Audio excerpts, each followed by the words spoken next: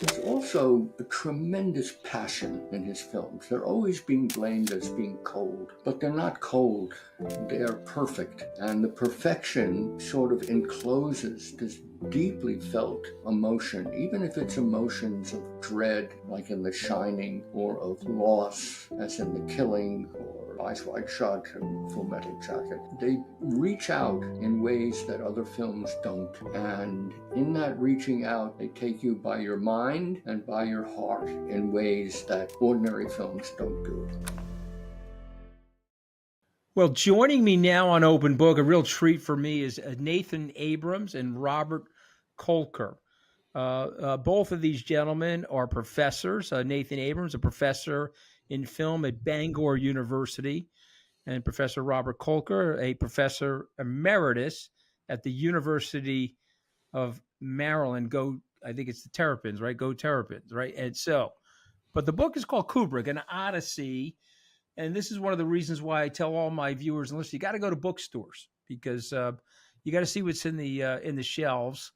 And there I saw the Kubrick and Odyssey. I said, "Oh wow, okay, I got to buy this." My son and I are big fans of Stanley Kubrick, and the book is literally incredible. It's a great rendition of a lot of things that happened in the film industry over the last 50 years. But in addition to that, you guys are great writers, so I enjoyed it a lot. Why don't we start with you, Bob? It's great to have you on. Nathan as well. What a book. Why? Why did you guys decide to write the book? Tell us a little bit about your friendship or business relationship. Relationship with Nathan goes back a few years. We had already collaborated on a making of Eyes Wide Shut that was published, 5 years ago? Something like that. Hey everyone, it's Anthony Scaramucci here with some straight talk. Let me tell you, we've got 85% of our viewers who haven't hit the subscribe button yet. What's up with that? It hurts. Listen, I made my career by going all in. Right now, only 15% of our viewers are part of our subscribed family. So please take action. This helps us book more amazing guests. Hit subscribe, join our community, and let's turn these numbers upside down. Now back to the show. And we were in constant contact. We were both fanatic Kubrick fans, and more than fans, deeply involved in trying to figure out what Kubrick is about and what his work is about. I had been interested in starting a biography in the early 90s, but there was no way to get into the archives, not to mention to speak to Kubrick himself. He was busy and he was keeping everything close to the vest. By the time Nathan and I really got going and thinking about the biography, the archives had opened to the public at the London School of the Arts. And Nathan had gone through them practically beginning to end. We also spoke to Jan Harlan, who was Kubrick's brother-in-law, is Kubrick's brother-in-law, and was his producer on all the films since The Shining. And he was very helpful to us. And the things just began coming together. You know, this long quest on my part of 10, 20 years of wanting to do this. And Nathan's great facility at research and putting things together. The book emerged, and it emerged fairly quickly in about 2 years. We were lucky to get Faber and Faber as publishers in England, and luckier still to get Pegasus to publish in the US. So there are 2 versions of the same book available depending upon where you are. So Nathan, you did obviously you both did, but you did a tremendous amount of research on this. But there was new information that you had access to that you referenced. So tell us about the new information that enabled you to put this full life narrative together of Stanley Kubrick? Yeah, certainly. I mean, just one correction. Not to think that we've just been working on this for 2 years. Bob and I have been studying and teaching Kubrick for decades combined. The new information, well, there's this archive at the University of Arts London that Bob mentioned that's just jam packed with boxes. Kubrick kept like everything, pretty much, and that isn't just the stuff related to the filmmaking and the films he made and the films he didn't make. There's all the sort of trivia, the miscellany of everyday life, bills for alarms, receipts, that kind of thing. And this stretches back to the 40s, mid 40s. So, I mean, some examples. He was a camp photographer for a Jewish summer camp in 1944, and he kept the newspaper in which he was the photographer. And it's just little things like that gave us a window into his world and a bit more understanding of the person. And it's interesting that he decided that was worth keeping, either because he was a hoarder or because he valued that particular item.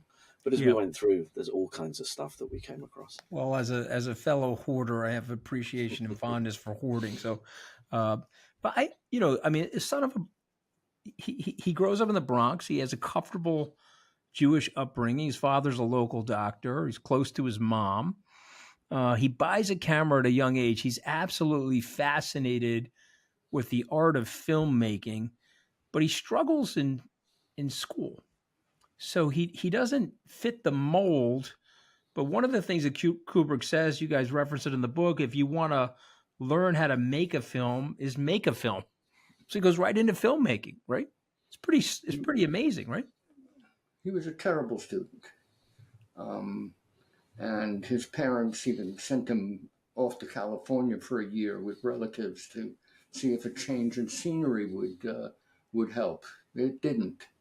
And he just made it out of high school.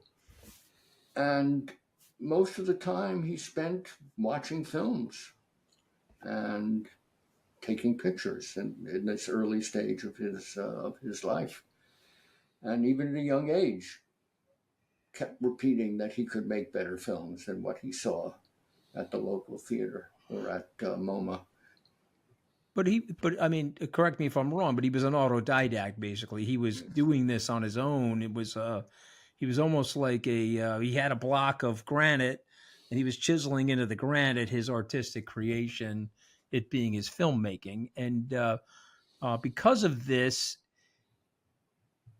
I think he has his own personal fingerprint of filmmaking. You guys teach film. I'm more of an observer of film, but I don't think there's anything like a Kubrick film. So let's say I landed from Mars. I'd like you each to answer this if you don't mind. I come off the spacecraft and I say, okay, why is Stanley Kubrick so different than these other directors? Why are his films so unique? And you could watch them 5 or 6 times and still see things in them that you may have missed the first time. Can I go on that one? Just to add to what you said before, Anthony, is that there was a lot of chutzpah involved in Kubrick's filmmaking, and just, you know what, he was watching these films the whole time, and then he was saying, I can make a film as good or as bad as this, so I might as well give it a go, and that's exactly what he did. I mean, I've got 2 points that I think make Kubrick's films stand out and survive.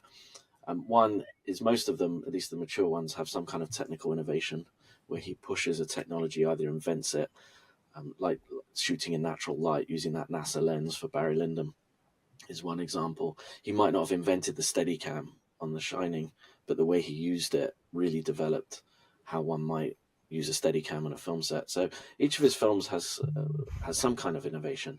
But the other thing is Kubrick did this legendarily pre-production research. He really immersed himself into a topic and became an expert, whether it was nuclear warfare or Napoleon and the other topics. And because of that, his films contain ideas.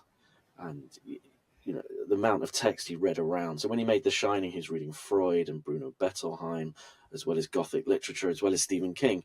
And while there might not be direct references to those authors, apart from King, obviously, in the movies, the ideas stay.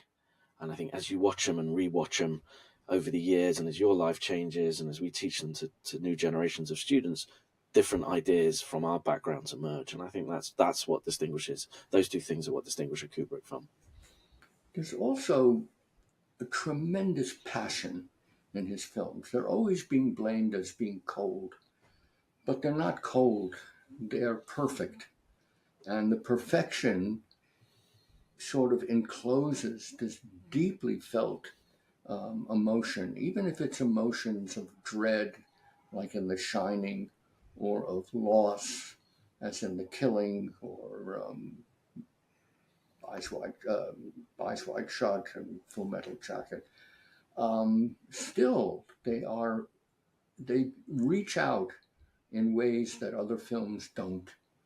And in that reaching out, they take you by your mind and by your heart in ways that ordinary films don't do. I, I mean, I was always fascinated by his work. If you had to identify one film, you say, okay, I'm this is the number, not in the order chronologically, but the one film you say, okay, this is quintessentially Kubrick. This has everything in it. What would that be, Robert? For me, it would be Barry Lyndon. Barry Lyndon. Yep. Nathan. Dr. Strangelove. Interesting. Interesting. Okay, so I mean, and again, for my viewers and listeners, Barry Lyndon is a contemporary. It's a piece that it's a, how do you say it in your world? But it takes place, I guess, in the mid 18th century, right? Is that correct? Mm-hmm. Yeah. And Doctor Strangelove is a parody a bit, right? I mean, it's about the nuclear holocaust, the potential annihilation. Peter Sellers is a star in that movie, and he's capturing what exactly? Let me ask you, Robert. What is he capturing in Barry Lyndon that you'd want your students or film buffs to understand? How you make a costume drama that is really about the moment, and how you go about seeing the past cinematically, and using all the technological possibilities to make that past immediate. Most famously in Barry Lyndon, lighting interiors by candlelight without any artificial intervention, any artificial light intervention. Using the zoom lens, which is a very modern invention, but using it in a way to comment upon the characters and their environment. And also deeply feeling it's his most sentimental film. And it's a sentiment about loss and about the past and about not belonging, um, and imminent disappearing. Barry just disappears from the film. The narrator says, "We have nothing more to say about him." Yeah, it's fascinating. Yeah. And Doctor Strangelove? Well, Doctor Strangelove really spoke to the period in which it was made. You know, it's the early 60s. The New Left is revising the sort of orthodox views of the Cold War, and the counterculture is rising. And you've got novels like Catch-22, and Kubrick makes a film that speaks to the times. Not only is potential nuclear holocaust on people's minds after the Cuban Missile Crisis, he decides he can't make a serious film. He says the only way to treat a topic so serious is by treating it as a black comedy. And it's one of those films where, you know, you start to watch it, and even though you know all the lines that are coming, you just can't help but be absorbed Yeah. in the zingers that keep coming at you. And you think of Peter Sellers' improvisations on the telephone. You actually forget that he's not talking to someone. You know, it's there's the look on Mark Desadsky's face when Peter Sellers as Doctor Strangelove is choking himself like a naughty schoolboy trying not to laugh. And then, like I said, behind the film, there's he recreated a B-52 bomber's interior so accurately, especially the CRM-114, that the US Air Force was scared that secrets had leaked. And you know, there's so much detail in there, so many ideas, the amount of reading he did around it that you can see in the film. So it brings together everything that I said in my last response about technical innovation and ideas, but with a fantastic sense of humor. Well, I'm gonna add one for you guys, which I'm sure is also another one of your favorites. Is 2001: Space Odyssey, because you watch the movie, he's predicting the future. Hmm. It's the story of our lives unfolding for us. The Hmm. last 55 years, since the film came out, or 56 years, and of course the very famous artificially intelligent computer, which is named HAL, which is a little bit of a joke there, right? Because it was IBM, but he took the I and he moved it to the H, and he took the B and moved it to the A, and he had all of these little things that he was doing from an artistic point of view to get film buffs like the two of you and a amateur film buff like me excited to see what he was doing in the film and how to unpack it from his brain. But talk for a moment, both of you, if you don't mind, about 2001: Space Odyssey, because man, did he get so many things right about where we are today, even, and what we fear today. Yeah, I think 2001 is sort of outside of competition, which is why I don't name it as my favorite. It is the great um, Kubrick film. Is it his opus? Would you say that, Robert? That this I would say that none of the other films have as intense imagination and innovation and prophecy as 2001. Nathan may disagree, um, but it's a film that keeps speaking to us. Uh, Strangelove does the same thing.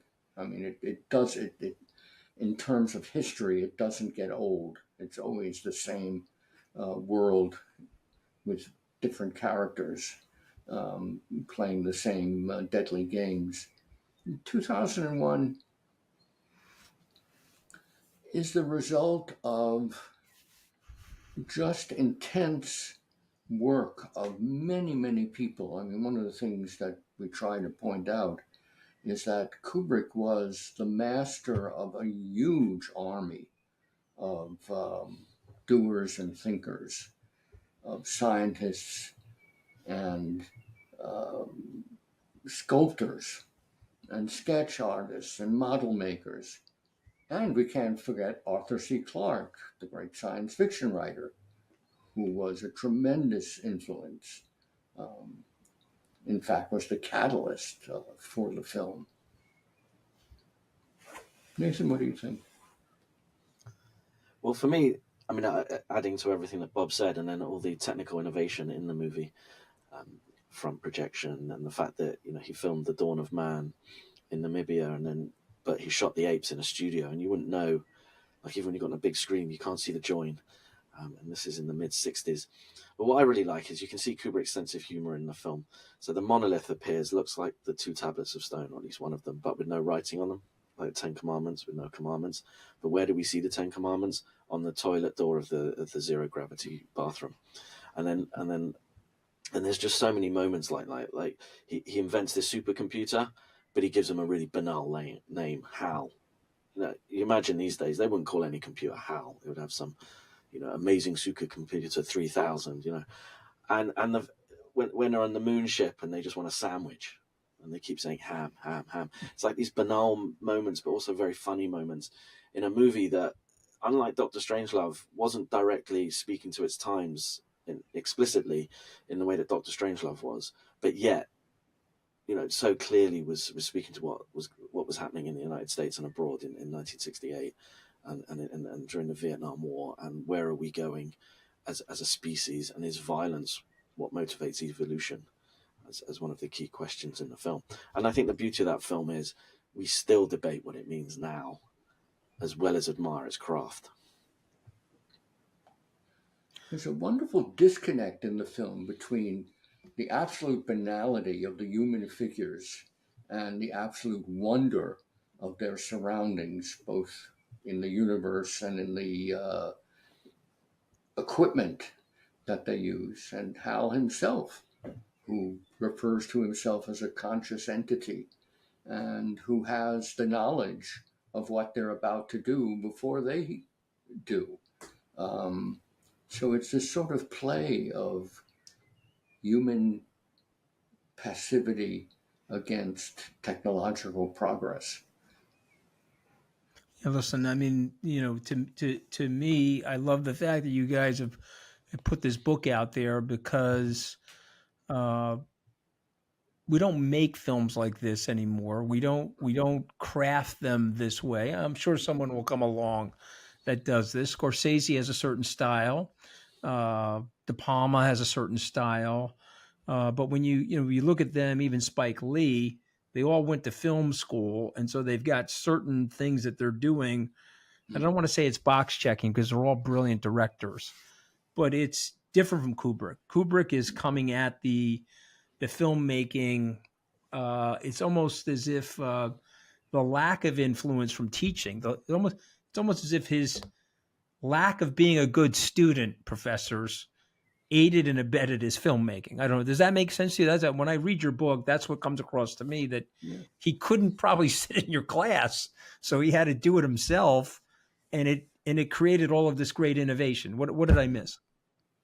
They're homemade films. Homemade films, exactly right.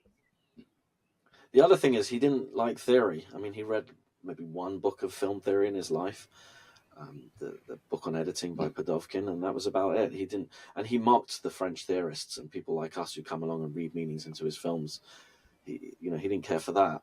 So in a way, he wasn't scarred or ruined by academic film studies that made everything into a sort of, like you say, Anthony, a tick box exercise. And and the other thing about him is a lot of it was trial and error. He didn't think it all through beforehand in the way that Hitchcock did. So he made mistakes, and he learned, and sometimes didn't learn from those mistakes. Whereas the later directors can learn from the mistakes of others, whereas Kubrick had to make them along the way and learn the hard way. Where I think the way other directors didn't. So I'm a film buff. I've not really, I've only been in one movie in my life. I was in Wall Street 2. Oliver Stone let me play myself. This is 2009 in Wall Street 2. And I got fairly close to Oliver. I still see him for dinner and so forth. And at one of the dinners, he said that the director that had the best visual wit was Stanley Kubrick.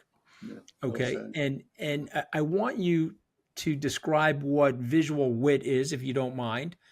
And then if you can, give us some examples of what it means to have visual wit and examples in his work.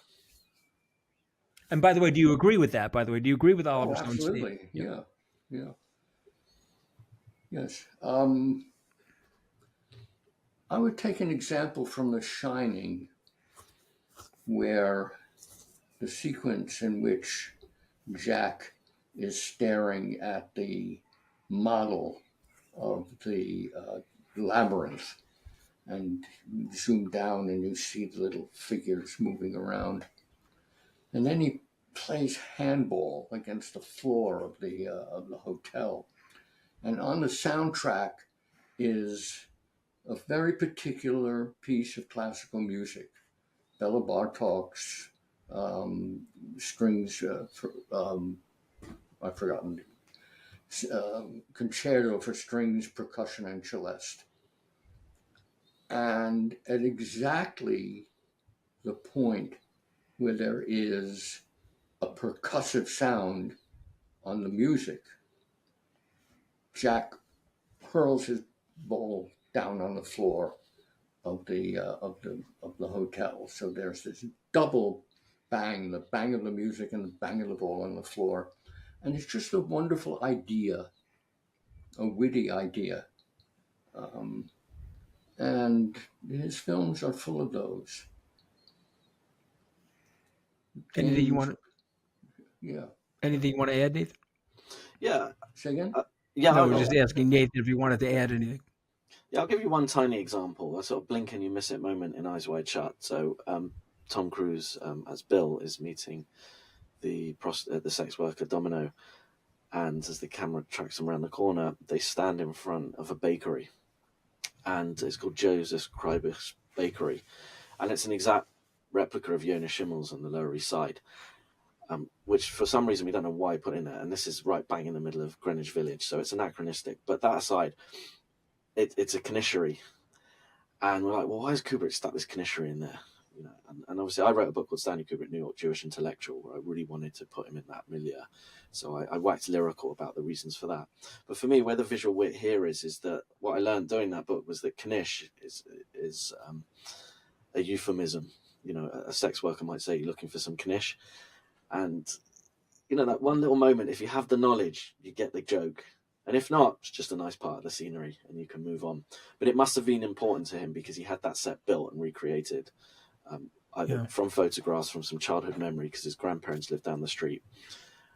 But yeah, it adds layers. To me, it's the most fascinating part of them. You know, I don't know if you guys remember when the Beatles put all those little riddles in their albums. You know, there's an artistic expression that Kubrick has. You almost have to be a Kubrick detective to catch that. You know, now I've got to go back and watch that movie and catch that. I missed it, obviously. And even the numbers of the rooms that you're entering into in The Shining all have different meanings, as an example. What would he have worked on? He had an untimely death, unfortunately. I guess, if I remember correctly, he died in right around this time of the year, 1999. It was right after Eyes Wide Shut came out, I believe. What would he have done next had he not had such a sudden end to his life? Well, he had 2 films that he was working on in the 90s. One of them, Wartime Lies, from the novel Wartime Lies, which he called Aryan Papers, his Holocaust film, was very, very close to production, extremely close to production. The locations were scouted, the players were chosen. Everything happened except for 2 things.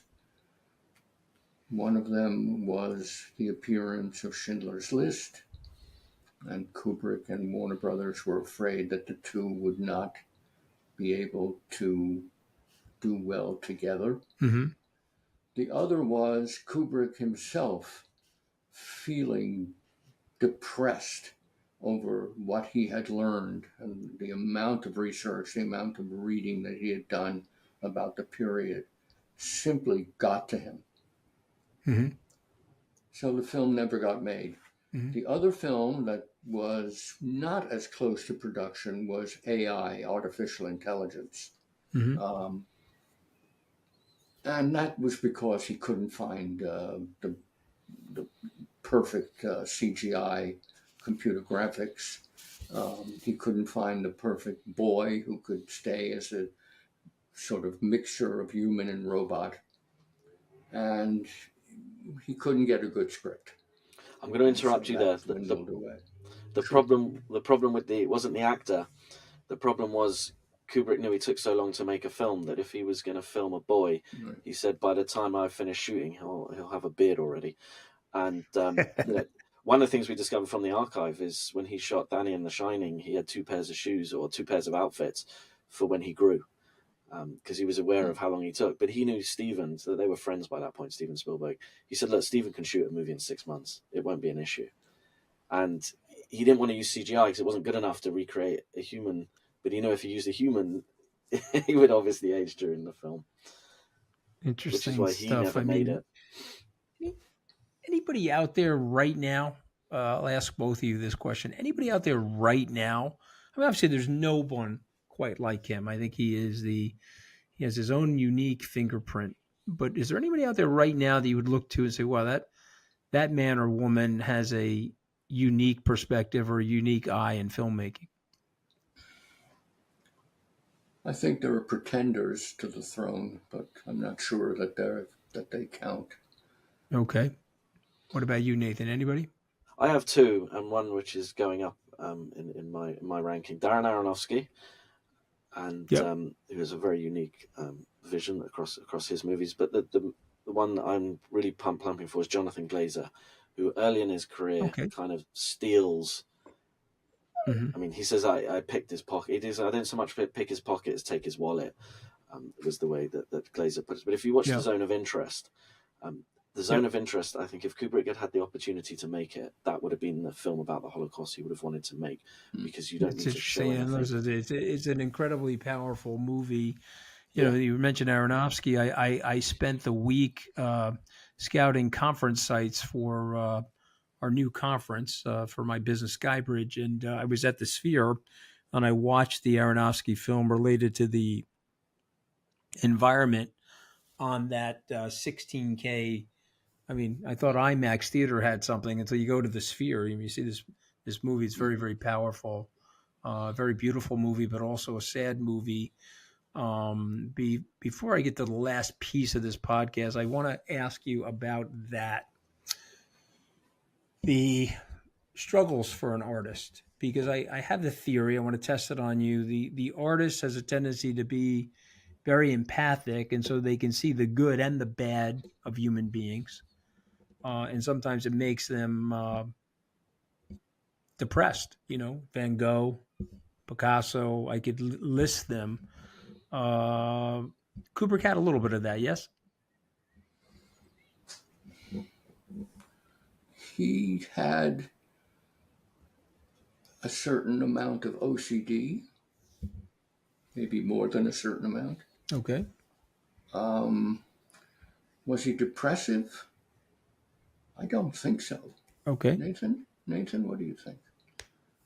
Well, I think he was drawn towards war. He loved military history. Military history turned, one of the reasons he wanted to make Napoleon. Military history turned into German history of the 20th century. German history of the 20th century inevitably led into the Holocaust.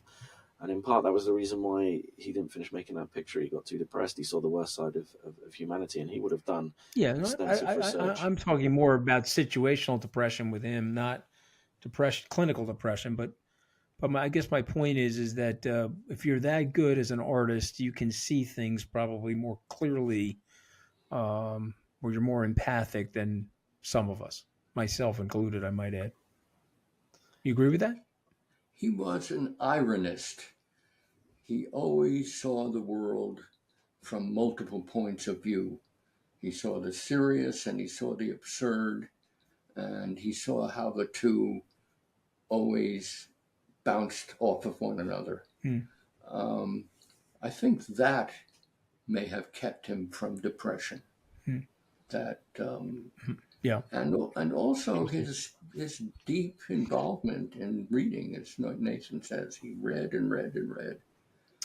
So my son, he's 24. He's a aspiring film director. This is his favorite film director by far. He studied him very carefully. He's read your book at my suggestion, and he reminds me that Dr. Kubrick was the first financier of Stanley Kubrick. Isn't that correct? I guess he helped him make his first movie, and he got the money.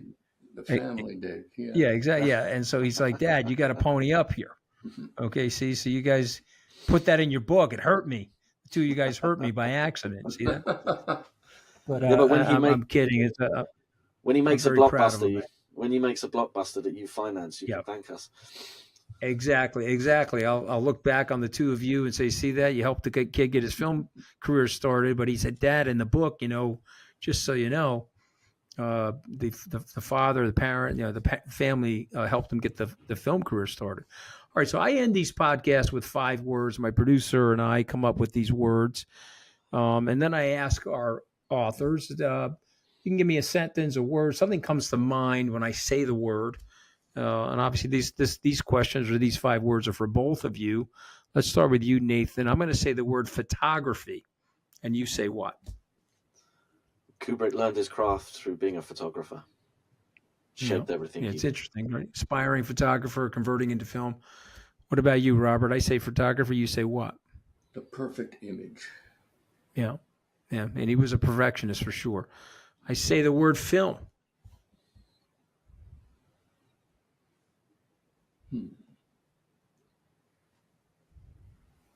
A way to tell a story so that the images and the sound convert the meaning, express the meaning. Nathan? Nothing was sealed down for Kubrick until he saw it. on the monitor on film. Didn't matter what his ideas were. He had to see that it looked right on film. Interesting. Say when I hear Kubrick in film, I think canvas. I feel like he's painting. He's almost painting on it. It's like a weird thing with this man in terms of his artistic capability. All right, I'm going to say the word, Nathan. I'm going to say the word Odyssey. You're going to say what? It's Kubrick's life journey. He begins in New York and he ends in New York. Although he dies in London, he ends in New York with Eyes Wide Shut, which is his birth town recreated in the home that he adopted. Mm-hmm. Robert, you want to add anything? The name of our book. Yeah. Well, that's what it is. All right, I'm going to say the words moon landing. What do you say to that, Robert? Moon landing. People can't give it up. Yeah.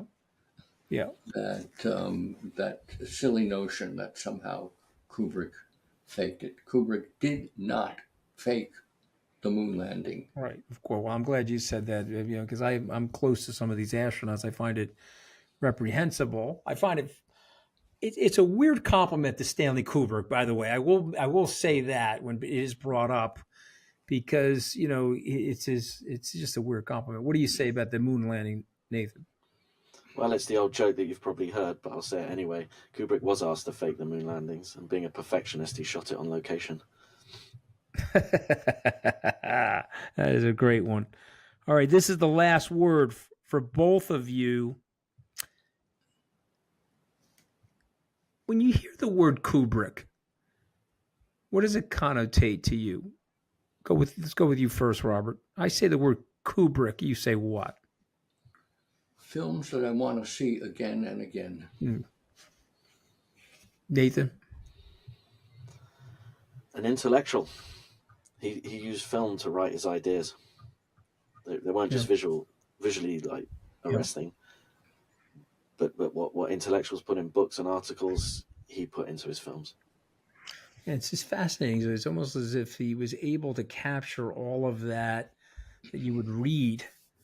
Sometimes they say, "Oh, the movie is worse than the book," or the movie doesn't quite capture the book. But then when you watch a Kubrick film, you're like, okay, he's more than done that. If anything, he's created his own masterpiece inside the masterpiece. And so this is the reason why I wanted to bring you both on. I'm very grateful for your time this morning. So the title of the book is Kubrick. It's an Odyssey. So Kubrick, an Odyssey. It's written by Nathan Abrams and Robert Kolker. It's a brilliant exposition of this man's life, but also his filmmaking style. And it was a real honor to have you on Open Book today, guys. Thank you so much for joining. Thank you very much. Thank you for having us.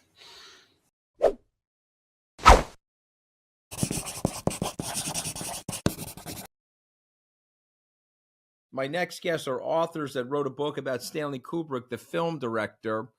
But I don't know if you've watched any of his films. Do you remember 2001 Space Odyssey? Did you watch that? No. Do you remember Dr. Strangelove about the nuclear bomb? No, but I watched Dr. Albert Einstein yesterday, the biography of him, and I found it very interesting. I mean, about the bomb, you're saying, right? The bomb, yeah. And he was so intelligent, and he was born in Berlin. I thought he was, born in another country, and he was born in Berlin, and it said how many wives he had and how brilliant he was, and he was. But thank God he came to the United States. In the world. Right. Well, thank God he came to the United States. Why these people are so nuts, Right. Let the immigrants in, especially the smart immigrants. Let's cut it out. What's your favorite movie, Mom? My favorite movie, Notebook. Oh, the love story, huh? You like that one? Yeah, and she had dementia at the end, and it showed how he took care of her, and I thought that was a beautiful movie. Okay, so the Nicholas Sparks novel that got turned into a movie, right? And right. That's your favorite? What about one of the older movies? Any of the older movies you like? I'm not too much of a movie goer. I guess, I don't know. I don't know right offhand. No, I don't. Right. I like to watch things. I like to see. I like things about the mind. You like things about the mind, right? You spend a lot Yes, of time reading Van about the Gogh. mind, right? Mm-hmm. Excuse me? No, I said you like reading about the human mind, right? Yes, I find the human mind very interesting. I read the whole cover of Van Gogh from cover to cover on how he cut off his ear and how he made the wild horses and the beautiful flowers. He gave us the colors of the flowers. I thought he was brilliant, even though he was bipolar.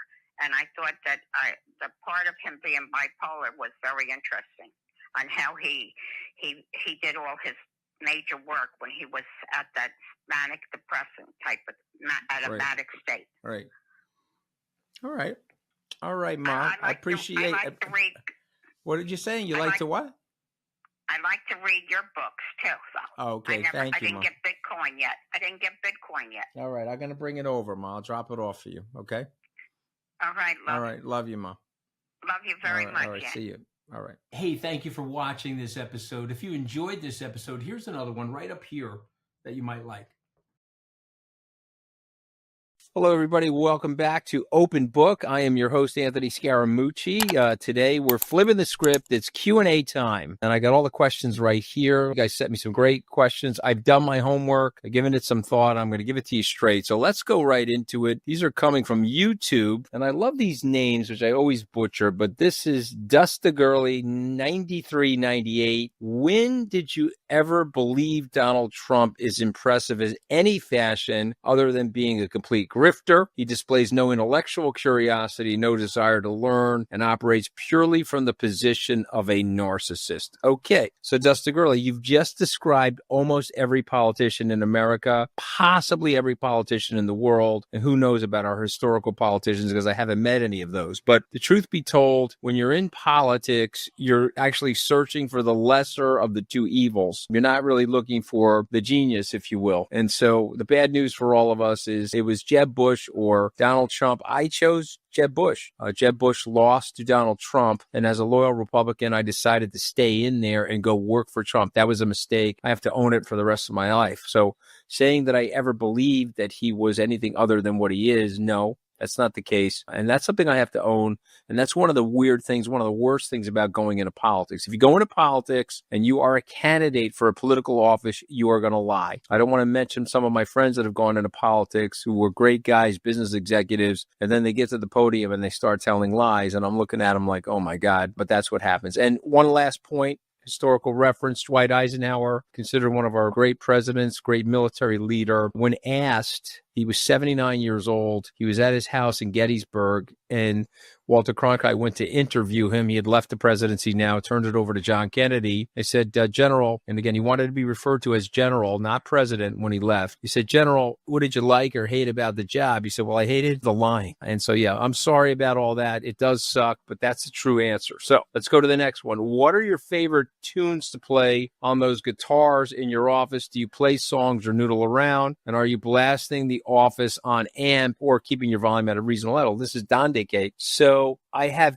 one phenomenal musician in my family, which is my daughter Amelia. She can play those guitars and she can sing beautifully and has been on stage with people like Andrea Bocelli, but not me. I am tone deaf, never played a musical instrument. Those guitars were gifts to me from Maroon 5 and Lenny Kravitz and John Fogerty, all of which have played at our conferences. And so I like displaying them because they're good discussion pieces, as evidenced by the fact that you brought this up in our Q&A. So yeah, no, I'm tone deaf, can't sing. And when I start singing, there's not one person in the Scaramucci family that doesn't tell me to shut the you-know-what up. All right, number 3. Is there a tipping point where you would leave the U.S. for the sake of your family's safety? This is El Ray 8E876. So I'm assuming that's August 8th, 1976, El Ray. So happy birthday. That's coming up. I guess the answer to that is no. I'm an American and I'm a New Yorker and I'm not leaving. Okay, and we'll stay as long as we can, and hopefully we can get these people out of office and we get more people in office that want to generally do the right thing. So I'm never leaving. Number 4, have you considered running for office? I have considered running for office. This is from Beverly Malloy, but my wife believes in castration, and you probably don't know this about me, Beverly, or maybe you do. I'm running for re-election in my marriage, and I just think it's really hard on kids. And then go back to question number 1. If you go into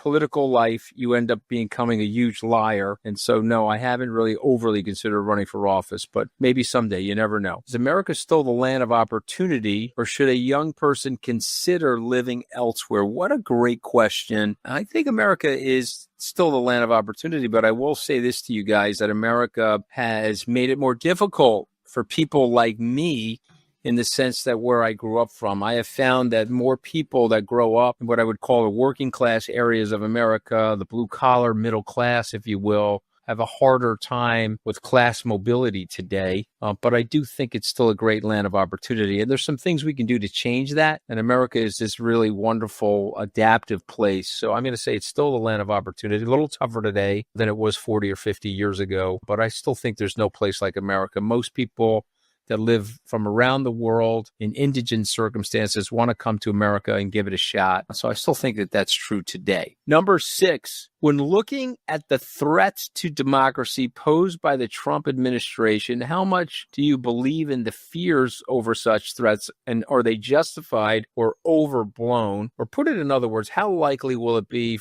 for democracy as we know it to survive beyond the Trump administration? So the democracy is under tremendous stress. And by the way, this is not necessarily Trump's fault. The democracy's been under stress for the last 30 or so years. And what the Democrats and the Republicans basically did is they joined forces to tighten their duopoly on the democracy. And then they've done something called gerrymandering. And just put simply, they're able to go and redistrict their congressional districts in a way that favor them. So they can screen their enemies out of the district and they can bring their friends into the district so that they can stay in office. And so that's really harmed the democracy. So there's a lot of things that are going on that have harmed the democracy prior to Trump. Trump is a manifestation of this. I do believe that if you had another candidate, Chump or Rump, they would be doing many of the same things that Trump is doing. There's a large group of people in our country, unfortunately, that don't believe in democracy anymore. And this is a terrible thing. And I'm just going to bring up a quick story here before we go to another question. If you get a chance, please go watch the movie The Remains of the Day. It's a 30-plus-year-old movie. Anthony Hopkins won the Academy Award for this movie. There's just a great scene in the movie. He's a very uptight butler. He's serving the Lord of the Manor, and he's doing it in a very proper way. But he's an uneducated man, and one of the aristocrats in the brandy snifting room looks at him and starts asking him these complicated questions about politics. And Hopkins, as the butler, looks at him and says, I don't know, sir. And as he leaves the room, the man looks over at the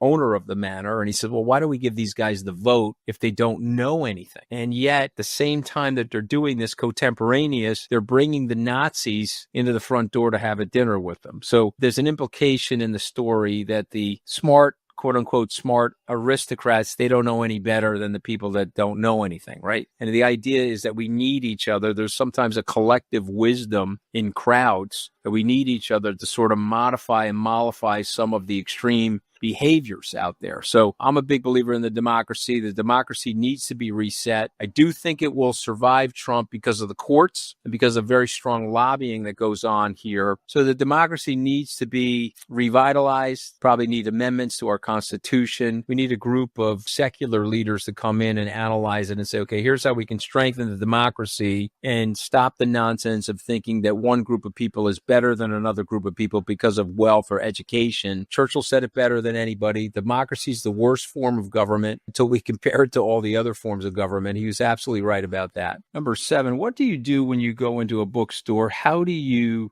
begin finding a book to read? This is from @Ian Soleil. So this is a phenomenal question. And so the first thing I do is, and this is the first thing I do with a newspaper, by the way, I like looking at the front page of a newspaper. And hold on, I have one right here. To me, the front page of the newspaper tells the story because somebody had to curate this front page. They had to make a decision of what was the most important things to have happen during the day. So for me, first thing I do when I'm in a bookstore is what is in the bookstore that's in the front of the store. What do the curators of that bookstore think is important? So I would look for the nonfiction, new nonfiction, and the new fiction. And I probably then will go to the history section and spend some time there. And then last but not least, I go over to the bookstore owner or the manager of the store and I say, what are other people buying. And I always ask for something off the grid. As an example, a couple of years back, I asked I said, give me something that's fiction that other people are buying or that I wouldn't necessarily buy. And I obviously knew the bookstore owner, and they gave me Lessons in Chemistry by Bonnie Garmis, who I have interviewed, and she's a brilliant person. She got the Barnes & Noble Book of the Year. Had I not done that, I would have never been able to have read that book. The book became a Apple TV stream, phenomenal book, and I would recommend to you that you don't just stick to your own knitting in a bookstore, but you ask people what other people are reading, because that's how I always find something super new. And I'm reading this book right now called The Wealth Ladder by Nick Mangiuli, and I found that by somebody handing me the book. And so far, this is a terrific book on wealth, lots of common sense. Wouldn't have found it on my own. So ask people for help in a bookstore. Number 8, do you think agentic AI will hollow out white collar jobs, and to what level, and how fast do you think that will happen? And is there a way to agent proof yourself to protect your future earnings, or are we all destined to subsist on UBI? This is from Dave Kadoff. So, again, these are phenomenal questions. I think we're a ways away from being super threatened by AI. I think that there's a lot of processes that will happen that we'll benefit from. There's a lot of computer programming that AI is capable of, and there's a lot of writing that AI is capable of. But ultimately, I think we're going to find ourselves in an AI-enabled world as opposed to an AI takeover. Now, that may not be true 50 years from now, but I'm really talking about the next 10 or 20 years. And I would just ask people to spend some time learning about AI and spend some time working with AI. I have subscriptions now to ChatGPT and to Super Grok. Just subscribe to Cloud, CLAUDE. And I think Cloud is probably the best on the writing side. If you're a writer, pretty good at forming sentences in your own style. But I would use AI right now as a tool for learning more than a tool for analytics and doing, because you want to keep your brain sharp, basically. But I think we're 10, possibly even 15 years away from this being a super threat. But I do think if it's handled properly, we're going to enter a new age of abundance, probably end up with a 3 or 4 day work week down from 5. Okay, let's go to these LinkedIn questions. And guys, thank you for sending them. You oftentimes reflected on your own upbringing as a source of inspiration, determination, and resilience because you were taught to appreciate the sacrifice made by your parents to maintain a decent standard of living for the family. All of that is true. However, many come to finance as we know it from a world of privilege and acquire a certain sense of entitlement. This may be counterintuitive, but how would you suggest that people who are not brought up grounded acquire and maintain a sense of perspective to live lives and focus on the needs of others? This is Larry McGinty. I mean, this is again, these are great questions, but I got bad news for Larry. Okay, life is unfair. And Larry, you could grow up like me and become very, very rich and be a complete asshole. You can grow up like me and become very, very rich and be grounded and recognize that you're no better or worse than any other human being. And believe it or not, there are rich people that were born into excessive privilege that are incredibly kind and incredibly endearing people that have a lot of empathy. Unfortunately, I don't think there's any way to teach it. Sometimes when people get smashed to the ground, they can become more psychologically minded when they pick themselves back up. But generally, if you're an asshole without money, you become a super asshole when you have money. And if you're a good person without money, guess what? I think it's a force multiplier. When you end up having money, you end up doing good things with it. So not a great answer, sir. I do think I benefited from having hardworking people in my family give me some respect for the value of a dollar, but also give me some respect for the notion that we didn't have a lot, but it was important to work, which is why even though I've done pretty well as a person here in America, I still work my ass off, if you will, and will continue to do so for many years or after normal retirement. But this is a great question. How do you think the war with Russia and the Ukraine will end? This is George Page. Won't end. Won't end until 2028, possibly longer. I think it's going to just be a stalemated situation. The Europeans, with the help of the Pentagon, are going to continue to supply stalemate-like armament for this war. Could have ended, but we don't have a leader. The American president is obviously kowtowing to Vladimir Putin. I believe that Putin has compromise on him. He's scared shit of Putin. And so this thing will not end, at least until well after this presidential term is over. Number 5, has your anti-Trump political stance caused redemptions for Skybridge? Yes. Yes, it has, PK Semler. My anti-Trump political stance has caused redemptions. You know what else caused redemptions? My pro-Trump political stance. And the immortal words of my son, AJ Scaramucci, Dad, you're killing me. Killing my networking, that the Republicans hate you because you left Trump. The Democrats hate you because you were once with Trump. You're just killing my networking opportunities. My son is absolutely right, but I am in search of the truth, PK, and people can leave if they want. Take a look at the performance. Take a careful look at our performance over the last 5 years before you leave. I think you'd be stupid to leave, but that's just my opinion. Okay, when building both a personal brand and a business brand, how do you strike the balance between staying authentic to who you are and still positioning each brand strategically to achieve your business goals? Have you found that there are times when the two conflict? And if so, how do you navigate that tension? This is from Marvin Tybout. This is these are great questions. Marvin, I've been absolutely terrible at this, by the way. So I wouldn't go by me. I am somebody that likes to share my opinion. I like being a public person, and my opinions piss people off. Michael Jordan had one of the best lines ever. They wanted him to champion some civil rights causes, and they wanted him to be positioned as liberal. And Jordan looked at everybody and said, hey, look, the Republicans buy sneakers too. Leave me alone. I'm not a politician. I want to stay out of politics. Most smart business leaders do that. I have taken the position that the country needs help and the country needs some level of reform and healing. I don't want to be a rich guy living in a barbed-wired, security perimetered McMansion while my fellow neighbors are suffering and struggling. So this is why I like speaking out. I like trying to find ways to help people. But this has put me in a bad position business-wise. If I was a better brand manager and a better marketer strategically, I'd keep my mouth shut and just focus on my business. I'd probably be richer, but I don't think I'd be having as much fun. Let's keep going.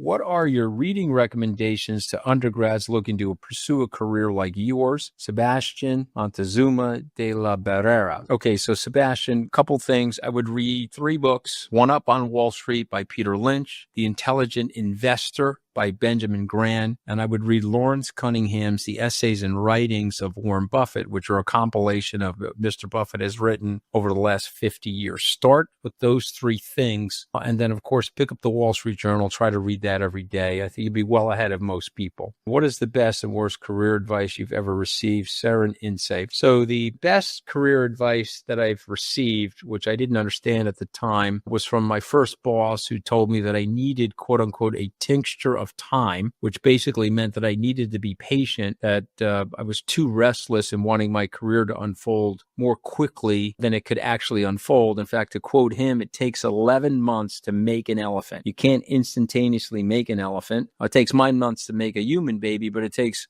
11 months to make an elephant baby. Calm yourself down. That was the best advice. The worst advice was when I talked to people after I got fired from the White House. There were some crisis PR people that told me that, oh my God, you blew yourself up and you should go buy yourself a villa in Tuscany and disappear for 5 years. Why don't you come back to the United States sometime in 2022? That's not great advice, by the way. So anyway, I did not do that. And so that was the worst advice I got. Number 9, your thoughts on long-term risk on the U.S. economy, the dollar standing in 10 years from now. Jacob Osterberg, the dollar is still going to reign supreme 10 years from now, primarily because it's the strongest of the weakest fiat currencies. But Bitcoin will be worth a lot. Gold will be worth a lot in dollar denomination. The dollar will be less valuable in terms of its purchasing power because, unfortunately, the American politicians don't want to face the music with their deficit spending. And so what they're doing is they're using inflation as a form of regressive taxation. So again, never forget this. Deficit spending is unfunded tax liability. You're going to end up paying it one way or the other. You can either tax the people and pay it like they do in Norway, or you can not tax the people and you could take their wealth from them through inflating and monetizing the debt through gross inflation. But the dollar will be,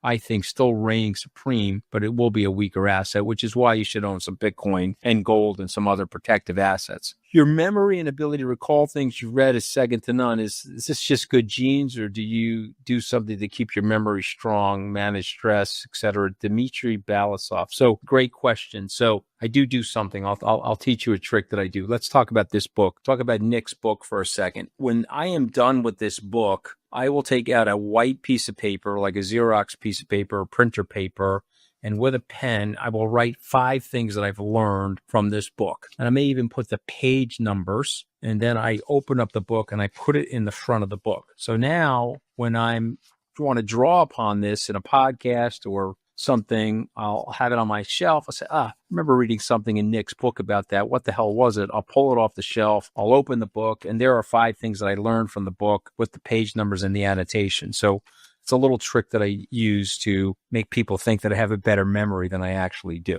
All right, let's keep going. These are great questions. What is your favorite political history book on the U.S. that you recommend? And this is from John Hearn. So to me, there are 2 books, actually, if you don't mind. One is called These Truths by Jill Lepore. She was a Tufts University historian, professor of history. Phenomenal book on the reality of American history as opposed to the hagiography of American history. And then the second book, which I really do try to read at least once every 5 years, is In the Time of the Americans by David Fromkin, which basically laid out for us what the American government did and great American leadership did in the end of the Second World War to build probably the architecture of the greatest peace and prosperity in global history, which unfortunately is now coming to an end. But anyway, those 2 books I think are phenomenal. You love Superman and superheroes. What superhero power do you wish you had, and what would you do with it? John Kelly. Okay, well, number 1, I would not want to be able to see the future. I think that would take a lot of fun out of life, so we'll leave that one off.